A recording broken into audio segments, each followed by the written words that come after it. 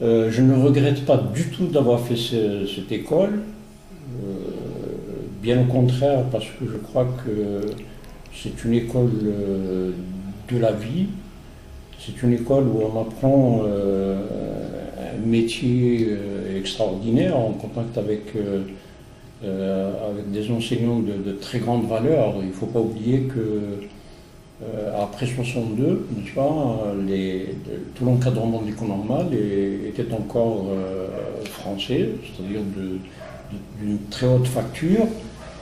Et ma promotion, enfin, les promotions qui ont suivi après l'indépendance ont suivi à qualité égale le même parcours. Alors que le monde évolue, la pédagogie a évolué, puisque on est passé, c'est intéressant de voir cette évolution, on est passé d'une école de la fin du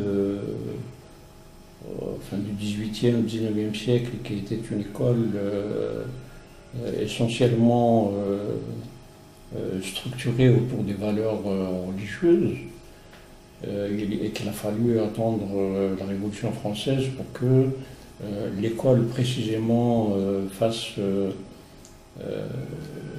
une distinction entre la religion et l'école. C'est ce qu'on appelle aujourd'hui l'école laïque.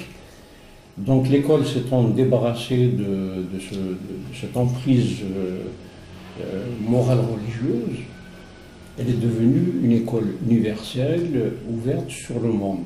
C'est ça qui est important. Et je crois que tout le processus d'école algérienne issue de l'époque coloniale a été, et heureusement d'ailleurs pour nous, formatrice en termes d'ouverture sur le monde. Vous voyez ? L'école héritée en 62, qui était une école laïque, a donné des instruments quand même à notre génération, puisqu'on y a profité, a donné des instruments d'universalisme.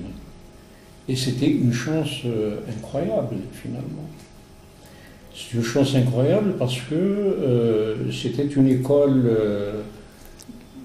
fondée sur toutes les valeurs qui ont été produites à ce qu'on appelle le siècle des Lumières, c'est-à-dire une philosophie de la vie dans laquelle, je pense en particulier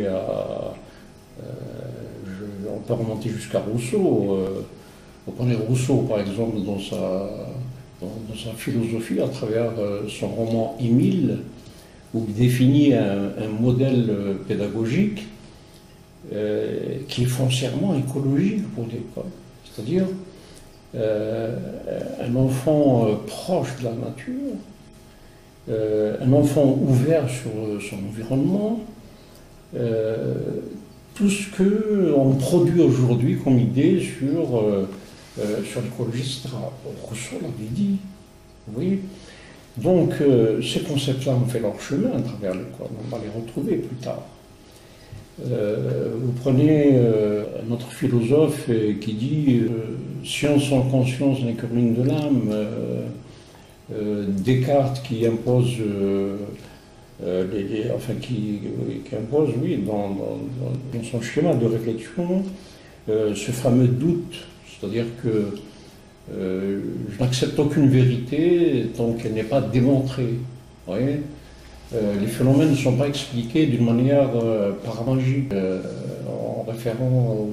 en se référant à des forces surnaturelles qui peuvent expliquer tel ou tel phénomène. Il dit stop, il faut d'abord que j'analyse bien les choses, il faut que je sois convaincu pour que je puisse les accepter. C'est rien d'autre que l'esprit critique d'aujourd'hui. Oui. Alors, toutes ces valeurs-là ont été portées par le système pédagogique de l'époque. Et nous, génération d'après 62, avoir hérité de tout ça, a été transmis, je pense, parce qu'au-delà de la connaissance qu'on dispensait, il y avait un état d'esprit, c'est celui que je viens de décrire, et qui passe à travers le langage. Parce que finalement, comme vous dites, le discours, la langue par définition, ne peut pas se réduire à des phrases, à des mots qu'on aligne comme ça. Une langue est porteuse de quelque chose qui est beaucoup plus fort, intériorisé, et qui traduit toute une culture, finalement. On ne se rend pas compte, mais c'est cela. Et la pédagogie moderne s'en est beaucoup inspirée, puisque la pire des pédagogies, on l'a vu dans nos manuels scolaires malheureusement, c'est que l'apprentissage des langues se fait sur des phrases toutes construites, n'est-ce pas, pour les besoins de la leçon. C'est-à-dire qu'on va fabriquer un texte de toutes pièces, ou alors on va prendre un article de presse, et puis on va développer sa démarche pédagogique autour de cela. Alors ça réduit la valeur d'une langue, n'est-ce pas? Le parcours que nous avons eu, nous, en tant qu'élèves, dans l'apprentissage de la langue, que ce soit l'anglais ou le français d'ailleurs, était un apprentissage fondé sur le texte d'auteur. Si bien que la langue, on la maîtrisait pas parce qu'elle était enseignée avec des images, de beaux livres, etc. C'est pas ça du tout. Ça revient au contenu de ce qui est transmis. Et je vais vous dire, la meilleure façon d'apprendre une langue finalement, c'est la méthode par laquelle nous sommes passés nous enfants, c'était la récitation. Vous voyez, ce sont de très beaux textes d'auteurs, Lamartine, Paul Fort, les Fats de La Fontaine, etc., où le texte est porteur de beauté, de synthèse, d'esthétique, de sens. Et ces phrases-là qu'on apprenait à travers la récitation, en fait, ces phrases restaient, on les intériorisait. On intériorisait du vocabulaire, du sens, de la lumière, de la diversité, de l'humanisme. Vous voyez, alors tout ça se sédimente chez nous et ça se restitue après. On retravaille tout ça et puis ça sort par une maîtrise parfaite de la langue. C'est ça la vraie pédagogie. L'autre vecteur à l'époque dont je me souviens très bien également, c'était la chanson.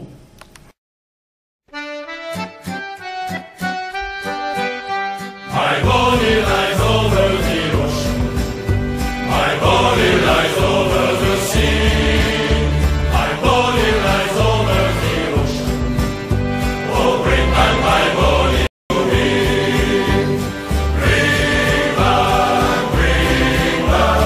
bring back my body to me. Il n'y a pas mieux qu'une chanson, avec ses sonorités, avec ça vous emporte, le rythme, la musique, le beau texte, etc. Ça chante le mois de mai, ça chante plein de choses. Et là c'est pareil, on sédimente des choses extraordinaires, tellement bien dites, mais en plus en musique, en plus en chanson. Eh bien, c'est tout ça qui structure l'apprentissage de la langue et qui fait qu'ensuite on la maîtrise parfaitement. Il n'y a pas d'autre méthode.